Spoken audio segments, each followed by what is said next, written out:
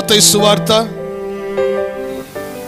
11వ అధ్యాయము 29వ వచనం చదువుకుందామండి. నేను సాత్వికుడును దీన మనసు కలవాడును గనుక మీ మీద నా కాడి ఎత్తుకొని నా యొద్ద నేర్చుకునుడి. ఈ పాయింట్ జ్ఞాపకం చేసుకోండి. నేర్చుకునుడి. ఏ సంఘములో నేర్చుకుంటున్నావు? ఏ సేవలో నేర్చుకుంటున్నావు? ఏ సేవకుని దగ్గర నేర్చుకుంటున్నావు? ఇది చాలా ఇంపార్టెంట్ అండి. ఇచ్చలవిడి క్రైస్తవ జీవితం పనికిరాదు. ఇది మీరు అర్థం చేసుకోండి. ఎవరైనా మిమ్మల్ని అడిగినప్పుడు ఎవరి దగ్గర నేర్చుకుంటున్నారో ఆ చురుకుతనము మీ నుండి బయటికి రావాలి. ఆ పౌరుషము మీలో నుండి బయటికి రావాలి. ఎదుటవాడు అడుగుతాడు, ఏందిరా ఈ పౌరుషం ఎక్కడ నేర్చుకున్నావు? ఈ చురుకుతనం ఏందిరా ఎక్కడ నేర్చుకున్నావు? ఈ వాక్యం ఏందిరా నువ్వు ఎక్కడ నేర్చుకున్నావు? ఇంత చక్కగా మాట్లాడుతున్నావు ఎక్కడ నేర్చుకున్నావని ఎదుటవాడు నిన్ను అడిగినప్పుడు ఎక్కడ నేర్చుకున్నావో దేవునికి మహిమకరంగా ఉంటుంది. ఈరోజు మన పాఠము నేర్చుకునుట. దేవుని ఆలయముకు మనం వస్తున్నామంటే ఎందుకు వస్తున్నాము? కూర్చొని పోవడానికా? యేసు ప్రభు ఇక్కడ అంటున్నాడు, నా యొద్దకు రండి అన్నాడు. Thank you Jesus. దేవునికి వందనాలు చెప్పండి. మనలందరినీ ఎక్కడ పిలిచాడు? ఆయన యొద్దకు పిలిచాడు. ఓకే. రెండవదిగా ఆయన ఏమంటున్నాడంటే నా కాడిని మోయండి అన్నాడు. కాడిని మోయండి అని అంటే అర్థమైంది. కాడి మొయ్యగలిగే శక్తి మనలో ఉంది, నువ్వు మొయ్యాలి, ఇది నీ వయస్సు, ఇది నీ జీవితము అని చెప్తున్నాడు యేసయ్య. కాడి అంటే తెలుసండి, ఎంతమందికి తెలుసు? ఎద్దులు దున్నేటప్పుడు గొంతు మీద వేస్తారు, మెడ మీద దున్నుతూ ఉంటారు, అది కాడి అంటాము. చిన్న దూడల మీద వేస్తారు. అవి మంచి ఎద్దులు బాగా పుష్టిగా ఉన్న వాటి మీద వేసి వాటికి నేర్పిస్తారు. చాలామంది గ్రామాలలో తిరిగే వాళ్ళకు అర్థమవుతుంది. అవి ట్రైనింగ్ ఇస్తున్నప్పుడు అటువైపు వెళ్తుంటాయి, ఇటు పరిగెత్తుతుంటాయి, కొన్ని భయపడుతూ ఉంటాయి, ముందుకు రాలేవు. అయితే వాళ్ళు ఏం చేస్తారంటే రోడ్డు మీదకి తీసుకొచ్చి కొత్తగా వాటి మీద ఆ కాడిని మోపి ట్రైనింగ్ ఇస్తుంటారు, కొడుతూ ట్రైనింగ్ ఇస్తారు. ఆ ఎద్దులు అనుకోవచ్చు, ఏందిరా మమ్మల్ని కొట్టి నేర్పిస్తున్నారు కదరా. 6 నెలల తర్వాత ఎలాగ నేర్చుకుంటాయంటే వరుసగా దున్నుకుంటూ పోతుంటాయండి. ఆమేన్. ఒక్క మొక్క నష్టం కాదు.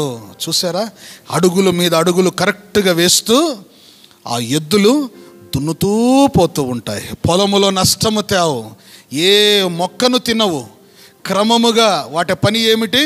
దున్నడమే. దున్నడం అంటే కరెక్ట్ లైన్గా వరుసగా దున్నుకుంటూ పోతుంటాయి. విత్తేవాడు విత్తుకుంటూ కరెక్ట్గా వెళ్తాడు. చూసారా, 6 నెలల తర్వాత ఆ ఎద్దులు ట్రైన్డ్ అవుతాయి. ఎవడైనా అడిగినప్పుడు బాగా దున్నుతున్నాయి, వీటిని ఎంతకు అమ్ముతారంటే వాటి విలువ ఎక్కువ అవుతుంది. నేర్చుకోవడము సులభమైంది కాదు. నేర్చుకున్నప్పుడు గాయాలు తగులుతాయి. మంచి శిక్షణ అని అంటాం. దేవునికి స్తోత్రం కలుగునుగాక. ఇప్పుడు దున్నుతున్న ఎద్దులకు గొంతు నొప్పిలేయదా? నొప్పిలేస్తాయే లేవండి, అయినా దున్నుతూ ఉంటాయి. ప్రియ సోదరి సోదరుడా, యేసు ప్రభు మనలందరినీ ఎందుకు దేవుని మందిరానికి పిలిచాడంటే నీకు మీద ఒక భారాన్ని వేస్తూ ఉన్నాడు. ఏమిటి ఆ భారం అంటే బాధ్యత కూడిన భారం. రైతు బాధ్యతను ఎలాగా ఆ ఎద్దుల మీద మోపుతాడో యేసయ్య తన బాధ్యతను నీ మీద నా మీద మోపుతున్నాడు. చెప్పండి ఆమేన్. ఎంత ధన్యత కదండి. మనమైతే బాధ్యత వద్దో నైనా అని పరిగెత్తే వారిగా ఉంటాం. బాధ్యత అనేది ఆలోచన చెయ్యము. ఇప్పుడు యేసు ప్రభు ఇచ్చే బాధ్యతను నువ్వు ఆలోచించకపోతే యేసు ప్రభు గురించిన విలువలు నీ జీవితంలో నువ్వు పొందుకోలేవు.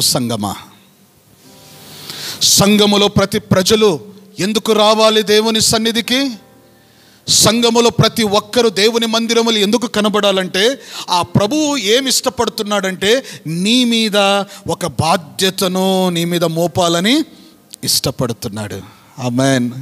చాలామంది ఏం చేస్తారంటే పాతకాలంలో, ఇప్పుడు ఎవరు వినలే కానీ, మాట వినకుంటే పెళ్లి చేస్తే వీడు దారిలోకి వస్తాడురా అని సామెత ఎవరనేవారండి? పెద్దవారు. ఇప్పుడు వారికి బుద్ధి ఉంది అందామా, బుద్ధి లేదందామా?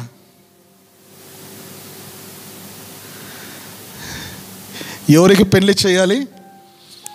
చక్కగా బాధ్యత కలిగిన వాడుగా ఉన్నాడు, బాధ్యత కలిగిన రీతిగా ప్రవర్తిస్తూ ఉంది, చక్కగా చేస్తున్నారు, చక్కగా నేర్చుకుంటున్నారు. ఇప్పుడు వీరికి వివాహము చేస్తే మంచిది అని ఆలోచన చేయాలి. చాలామంది ఏం ఆలోచన చేస్తారు? తప్పు మార్గములో ఉన్నారు, పెళ్లి చేస్తే ఇతడు మంచి మార్గం. ఇలాంటి వాళ్ళు చాలామంది నాకు ఫోన్లు చేస్తారండి. చాలామంది అడుగుతారు, పాస్టర్ గారు అందుకే మేము ఆలోచించాము, ఏదో పెళ్లి చేస్తే బాగుపడతారు. బైబిల్ చెప్పిందా? బాగుపరిచి వివాహము చెయ్యండి. ఆమేన్. బాగుంటే వివాహము చెయ్యండి, మార్చి వివాహమును చెయ్యండి. దేవునికి మహిమ కలుగును గాక. వివాహం అంటే ఎలాంటి వారిని తెచ్చి ఆడ కూడబెట్టి ఒకటి చేయడం కాదు. వివాహము పరిశుద్ధమైన బంధము. ఇది దేవుడు సృష్టించిన బంధము. దేవుడు జనములుగా వికసింప చేయడానికి ఒక పనిని భూలోకములో దేవుడు పెట్టాడు. అదే వివాహ బంధము. హల్లెలూయా. వివాహ కార్యం అనేది ఇద్దరు యోగ్యుల మధ్య జరిగే ఒప్పందము, ఇద్దరు యోగ్యుల మధ్య జరిగే ప్రేమ అనుబంధము, ఇద్దరు యోగ్యుల మధ్య జరిగే దేవుని మహిమకరమైన కార్యము. అది వివాహము. బాగలేరని నువ్వు చేయడం వివాహం కాదు, వినటం లేదని చేయడం వివాహము కాదండి. దేవుని చిత్తములో ఉన్నారు కాబట్టి ఇప్పుడు వీరికి వివాహము చేస్తే దేవునికి మహిమకరంగా సమాజంలో బ్రతుకుతారు. హల్లెలూయా. ఒక బాధ్యత భారము యేసయ్య ఇవ్వాలనుకుంటున్నాడు సంఘములో ప్రతి ఒక్కరికి. ఎంత ప్రేమండి అనేది. ఆ బాధ్యత కలిగిన వాడికి ఏం మోపాలనుకుంటున్నాడు? కాడిని, దేవుని కొరకు పనిచేసే కాడి. చాలామంది వృద్ధులు ఉన్నారు, మీ వయసు ఎంత ఉందమ్మా తెలియదు, అయితే దేవుడు మీ మీద ఒక బాధ్యత ఇచ్చాడు, ఇంతవరకు మీరు చేశారో లేదో ఆ కాడిని మీరు మొయ్యాలి. మీరు ముసలి వాళ్ళైనా ఆ కాడిని మొయ్యాలి. పొలంలో పనిచేసేవారు అందరూ ముసలి వాళ్ళే, వయసు అయిన వారే, పెద్దలే, 50 పెచ్చు అందరికీ వయసు. దేవునికి మహిమ కలుగును గాక. 50 ఏళ్ళ పైబడిన వారందరూ మీరు ఏం చేస్తున్నారండి? మా పనులు అయిపోయినాయని గమ్మునుండొద్దండి. దేవుడు మీకు ఒక బాధ్యతనిచ్చాడు. చెప్పండి ఆమేన్. దేవుడు దేవుని రాజ్యము కొరకు పనిచేసే యోగ్యతను మీకు ఇచ్చాడు. చెప్పండి ఆమేన్. మీ వయసు ఎక్కువైందని గమ్మును కూర్చోవద్దండి. ప్రభు రాజ్యము కొరకు దున్నడానికి దేవుడు ఒక బాధ్యత కలిగిన కాడిని నీ మీద మోస్తున్నాడు. దేవునికి మహిమ కలుగును గాక.